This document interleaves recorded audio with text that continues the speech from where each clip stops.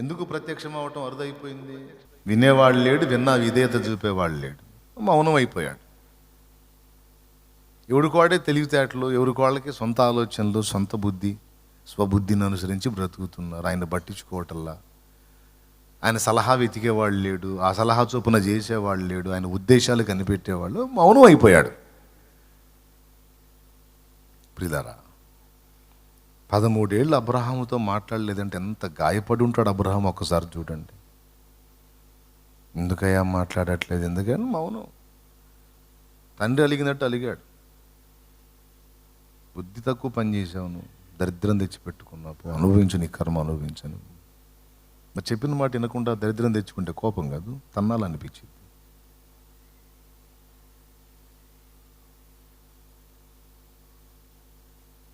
తండ్రి ఏదో చెబుతాడు, వీడు వినడు, ఏదో కొనకొచ్చుకుంటాడు.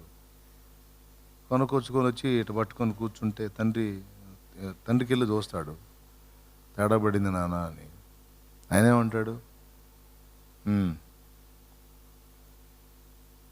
సరే, తేడా పడింది నాన్న, సరేరా, ఏంది, ఏం చేద్దాం? ఏమో నాకేం తెలుసు అయ్యా, జగన్నాటక సూత్రధారిలాగా అన్నీ చేసావుగా, చేసుకో. కాదులే చెప్పు నాన్న, ఏం చేద్దాం? ఏం చేసేది ఏంది నన్ను అడిగితే? నాకేం తెలుసు? నీకు సలహాలు చెప్పేవాళ్ళు ఉన్నారుగా, పోయి వాళ్ళని అడిగిపోయావు. అరే నేను చెప్పాగా నీకు వద్దురా అని, చెప్పానా? అరే వినవు నా మాట, మళ్ళీ నా దగ్గరికి ఎందుకు వచ్చావురా నువ్వు? నీ కంటికి దిశాయించనుగా నేను, పో. మాట్లాడటానికి ఇష్టపడతారా? తండ్రి మండిపోయిద్ది. ఇక అలివయ్యే కొడుకే తంతాడు కూడా, చిన్నోడైతే పెట్ట బాతాడు కూడా. ఎందుకు చేశావు? వద్దన్నా, ఎందుకు చేశావు? అబ్రహాముని కొట్టలేకపోయాడు. అబ్రహాం ఎంత సమస్య తెచ్చిపెట్టుకున్నాడు ఆయనకి తెలుసు, అబ్రహాంకి తెలియదు. నా బంగారు కొడుకు, నా ముద్దుల కొడుకు అన్నాడు. అందులోంచి వచ్చేవాడు తర్వాత వాడికి శత్రువు అవుతాడని తెలియదు. ఇదంతా ఆయనకి తెలుసు. ఏం కొనకొచ్చుకున్నాడో, ఏం తగలబెట్టుకున్నాడో పెద్ద ఆయనకి తెలుసు.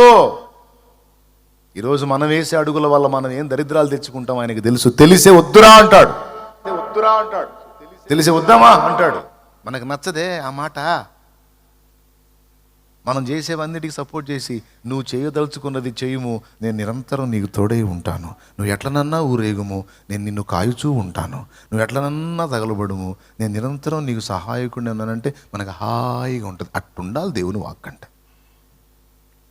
మనం ఏం చేసినా సరే దేవుడు ఓకే అని ఎప్పుడు పచ్చజెండా చేతిలో పట్టుకొని ఇక ఊపే పనిలోనే ఉండాలా. నువ్వు వాగులో దూకుతున్నా, ఒడ్డు కింద పడుతున్నా, నువ్వు ఏ గుంటలో దూకుతున్నా, ఏ గోతిలో పడుతున్నా సరే, ప్రభా పెద్ద గుంట చూసుకున్నా ప్రభు దూకాలనుకుంటున్నా అంటే పచ్చ జెండా, పెద్ద జెండా తీసుకొని అటు తిప్పి ఇటు తిప్పి వెళ్ళిపో అనేటట్టుంటే, అబ్బా ఇది దేవుని వాక్కు, అబ్బా ఇది దేవుని కార్యం.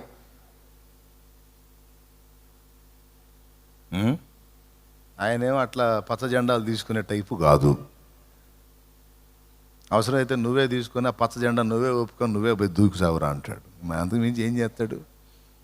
అనుకోవాకుండా ఉన్న సంగతి ఉన్నట్టు చెప్తున్నాను నేను. దేవుణ్ణి ఎరగనోడు అంటే తీసేయండి. దేవుణ్ణి ఎరిగి నీకు మంచి ఆలోచనకర్త ఉండి కూడా నువ్వు సోది పనులు చేయటం, దరిద్రాలు తెచ్చుకోవటం, వద్దురా అంటే వినకుండా ఊరేగటం మంచిది కాదు కదా, దిద్దుకోవాలి కదా. ఈరోజు చెప్తున్నాడు దేవుడు, ఇప్పుడన్నా నా మాట వినరయ్యా, ఇకనన్నా లోబడరా, కాస్త నా సలహా తీసుకోయ్యా. దేవునికి స్తోత్రం కలుగును గాక. 13 ఏళ్ల తర్వాత మళ్ళా వాక్కు ప్రత్యక్షమైంది. బహుశా 13 ఏళ్ళు ఏడ్చుంటాడు. మాట్లాడవా, నాతో మాట్లాడవా. ఇంకేముంది, నేను ఇస్తాను అన్నదాన్ని నువ్వే పొందేశావుగా. కొడుకు పుట్టాడుగా, ఇంకెందుకు నాన్న నేను మాట్లాడేది? పొందుకున్నావుగా. కాదయ్యా ఏదో తేడా జరిగిందయ్యా అయ్యా మాట్లాడు. 13 ఏళ్ల తర్వాత అప్పుడు యెహోవా వాక్కు ప్రత్యక్షమై అబ్రాము హాము కూడా కాదు, అబ్రాము 99 ఏండ్ల వాడైనప్పుడు యెహోవా అతనికి ప్రత్యక్షమై అంటున్నాడు, నేను శారాకి శక్తి అయిపోయింది, శారా స్త్రీ ధర్మం ఉడిగిపోయింది, శారా బలహీనరాలు, శారా కనలేదు, అందుకని హాగర్ని చేసుకున్నావా? నేనెవరో తెలుసా? సర్వశక్తి గల దేవుణ్ణి. నేనెవరో తెలుసా? ఏదైనా ఏదైనా ఏదైనా చేయగల సమర్థుణ్ణే. నాకు అసాధ్యమైందా? శారాయి స్త్రీ ధర్మం ఉడిగిపోతే నేను మళ్ళా నూతన పరచలేనా? నీ అవయవాలు చెడిపోతే నేను వాటిని మళ్ళా నూతన పరచలేనా? నీ కిడ్నీలు చెడిపోతే నేను మళ్ళా వాటిని శుద్ధి చేయలేనా? నీ గుండె చెడిపోతే నేను తిరిగి దాన్ని బాగు చేయలేనా? నీ దేహములో విషతుల్యమైన కణజాలం, క్యాన్సర్ కణజాలం ఉంటే దాన్ని నిర్మూలపరచడం నా చేత కాదా? నీకు శరీరాన్ని ఇచ్చిన వాడును నేను, నీకు జీవితాన్ని ఇచ్చిన వాడును నేను.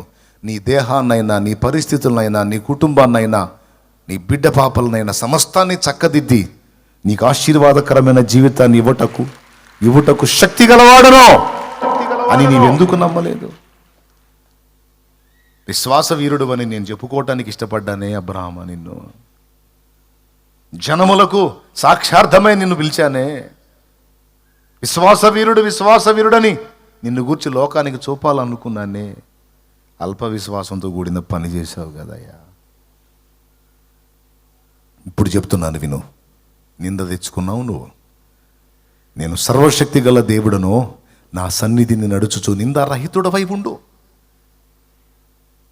అని చెప్పి ఇక వరుసగా 3 పేర్లు ఆ అధ్యాయంలో బయలుపరిచాడు. 3 పేర్లు. ఇద్దరికేమో పేర్లు మార్చాడు, ఒకటి పేరేమో అవుట్ చేశాడు. ఇక నుంచి చెప్తున్నాను నేను, నీవు అబ్రాము ఘనుడైన తండ్రి అనే పేరు కలిగి ఉన్నావు కదా. సరే, నువ్వు పశ్చాత్తాపడ్డావు, బాధపడ్డావు, నా సన్నిధిని వెతికావు, వచ్చా, లైన్లోకి వచ్చా. సరే, అయిందేదో అయిపోయింది, పోని. సరే, తప్పే చేశావు, పోని. మళ్ళీ నిన్ను ప్రేమిస్తున్నా, నీకు అందుబాటులోకి వచ్చా, ఇప్పుడైనా నేను చెప్పింది విను అని మొదలుపెట్టి అప్పుడు బ్లెస్సింగ్ ఇస్తున్నాడు.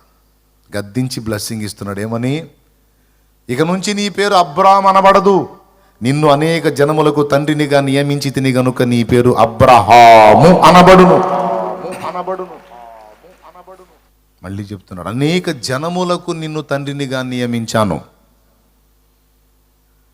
అదేందండి, తండ్రిగా చేస్తాననాలి కదా, నియమించానేంది? ఆ పదం పట్టుకోవాలి మనం. నియమించటము అంటే అంతకుముందు తనది కాని పదవిలో ఒకరిని పెట్టడం. చేశాను అంటే ఆయనకి ఇవ్వటం. నియమించాను అంటే మరొకరి పదవి తొలగించి ఆ పదవిలో ఈయనను పెట్టడం. అనేక జనములకు నిన్ను తండ్రినిగా నియమించి తిని గనుక అంటే దాని అర్థం ఏంటో తెలుసా? భూలోకములోని సకల వంశములు అంటే అబ్రహాముకు పుట్టినోళ్ళు, అబ్రహాముకి పుట్టనోళ్ళు కూడా అబ్రహాముకు పిల్లలగునట్లు దేవుడు చేశాడట. ఏమన్నా అర్థమైందని నేను చెప్పింది? ఇప్పుడు నాకు పుట్టినవాడు నా కొడుకు అవుతాడు, కానీ నాకు పుట్టినవాడు నా కొడుకు ఎలా అవుతాడు? అవునా? కానీ దేవుడు అబ్రహాముతో ఏమంటున్నాడంటే, నీవు కన్న బిడ్డలకు నువ్వు తండ్రివే, దానికి నేనే నియమించాల్సిన అవసరంలా. కన్నదాన్ని బట్టి ఆటోమేటిక్గా నీకు హక్కు వచ్చేస్తుంది. కానీ నేను నిన్ను నియమిస్తాను. ఎట్లా అంటే, భూలోకములోని సకల వంశములను రక్షించే రక్షకుణ్ణి నీలో నుండి నేను రప్పిస్తాను. ఆయనను బట్టి, విశ్వాసమును బట్టి ప్రజలంతా, సకల వంశముల వారు విశ్వాసమును బట్టి అబ్రహాము సంతతి అవుతారు అనే మాటని, ఆ మర్మాన్ని ఆ చిన్న పదంలో మెన్షన్ చేశాడు దేవుడు. అనేక జనములకు తండ్రిగా నేను నిన్ను నియమించి తిని గనుక నీ పేరు అబ్రహాము అనబడును. అంటే జనములకు తండ్రి. అయిపోయిందా? అబ్రహాం పేరు మార్చాడు. అబ్రాహాము తీసేసి అబ్రహాము అని పెట్టాడు. ఈరోజు దేవుడు నీతో కూడా మాట్లాడుతున్నాడు. ఒక బిడ్డ విషయంలో తొందరపడ్డావు, సరే అయిపోయింది, అది అయిపోయింది, నిన్ను క్షమించాను. ఇప్పుడు నేను చెప్తున్నాను, అనేక జనములకు నిన్ను తండ్రిగా చేస్తానన్నాడు కదా. ఈరోజు అనేక విధములైన ఆశీర్వాదములకు నిలయముగా నేను నిన్ను చేస్తాను. ఒక రకంగా చెప్పాలంటే, నీవు ఆశీర్వదించబడటం కాదు, నీవే ఒక ఆశీర్వాదంగా జనములకు ఉంటావు. నీవు ఆశీర్వాదముగా నుందువు అన్నాడు.